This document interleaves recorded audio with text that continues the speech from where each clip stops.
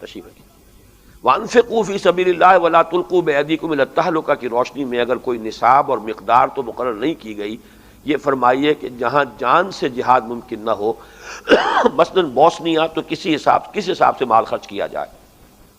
یہ دو چیزوں کو آپ نے گڑبڑ کر دیا ہے۔ آپ بوسنیا تک پہنچ گئے، اس سے قریب تر تو آپ کے پاس کشمیر موجود ہے، اس سے قریب تو اس وقت جو ہندوستان کا مسلمان ہے، نہ معلوم وہ کس قیامت سے اس وقت دوچار ہے، جس کی کہ ہمیں تو خبریں مل بھی نہیں رہی۔ کبھی آتا 10,000 مارے جا چکے ہیں، کبھی آتا 6,000 مارے جا چکے ہیں، اور کتنے ہوں گے کہ جن کو مار مار کے جو ہے کنوؤں میں دھکیل دیا گیا ہو، جن کی تعداد بڑا مشکل ہوگا کہ معلوم ہو سکے۔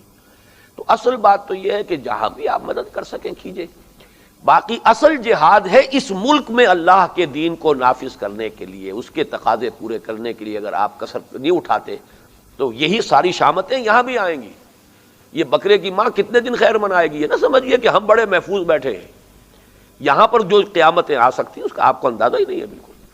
اس لیے کہ یہ ملک قائم کیا گیا تھا اسلام کے نام پر، اور اسلام کا تو آس پاس ہم کوئی بھی اس کی طرف پیش قدمی نہیں کر رہے، تو اس سے جو شامتیں ہمارے دروازوں کے اوپر دستک دے رہی ہیں اس کا آپ کو اندازہ نہیں ہے۔ بوسنیا سے زیادہ برے حالات یہاں ہو سکتے ہیں، اور میں یقین کے ساتھ کہتا ہوں، میں نے بار بار یہ بات کہی ہے، چند سال کی میں سمجھتا ہوں کہ مہلت ہے زیادہ، اگر یہاں اسلامی انقلاب نہ آیا تو اس ملک کے حصے بکھرے ہو جائیں گے، یہ ملک قائم نہیں رہ سکتا۔ پہلے 2 لخت ہوا تھا، اب کئی لخت ہوں گے، اور یہ خطہ جو ہے خالصہ راج آئے گا دوبارہ اس خطے کے اندر، اس لیے کہ انگریزوں نے یہاں کی حکومت جو ہے وہ سکھوں سے لی تھی، مسلمانوں سے نہیں لی تھی، اور خالصہ جس درجے ملیٹنٹ ہو چکا ہوا ہے۔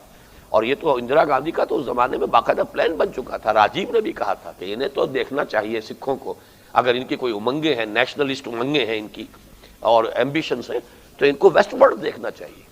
ان کا تو ہیرو جو ہے وہ اس کی سمادھی جو ہے لاہور میں ہے، ان کا پنجہ صاحب تو پاکستان میں ہے، ان کا ننکانہ صاحب جو ہے چپے چپے پر جس کے گردوارے بنے ہوئے وہ تو پاکستان میں ہے، ضلع شیخو پورہ میں ہے، ان کا ہری سنگھ نلوا کا آباد کردہ شہر جو ہے ہری پور ہے، ان کے راجہ مان سنگھ کا صحرا جو ہے مانسیرا ہے۔ آپ کو اندازہ ہے؟ اللہ تعالیٰ بچائے، اللہ بچائے، اللہ بچائے۔ اصل جہاد یہاں ہے۔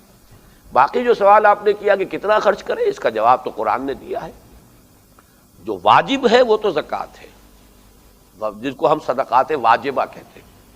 باقی اب اس سے آگے تو پوچھا گیا ماذا ينفقون قل العفو، پوچھتے ہیں کتنا خرچ کریں، کہہ دیجئے جو بھی تمہاری ضرورت سے زائد خرچ کر دو۔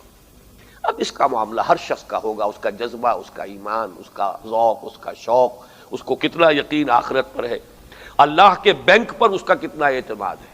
یہاں کے بینکوں پر تو ہے، یہاں کے بانڈز پر ہے جتنا بھی ہے، اللہ کا بھی ایک بینک ہے، اس میں سب کچھ اپنا سب کچھ وہیں جمع کرائیے۔ حضرت مسیح علیہ السلام نے جو فرمایا کہ زمین پر جمع مت کرو جہاں چوری کا بھی اندیشہ ہے، ڈاکے کا بھی خطرہ ہے، کیڑا بھی خراب کرتا ہے، آسمان پر جمع کرو جہاں پر نہ چوری کا اندیشہ، نہ ڈاکے کا خوف، نہ کیڑا خراب کر سکے۔ اور میں تم سے سچ کہتا ہوں جہاں تمہارا مال ہوگا وہیں تمہارا دل بھی ہوگا۔ تو مال اگر اللہ کے ہاں جمع کرا دیں گے تو دل بھی آپ کا اللہ کے ساتھ لگے گا۔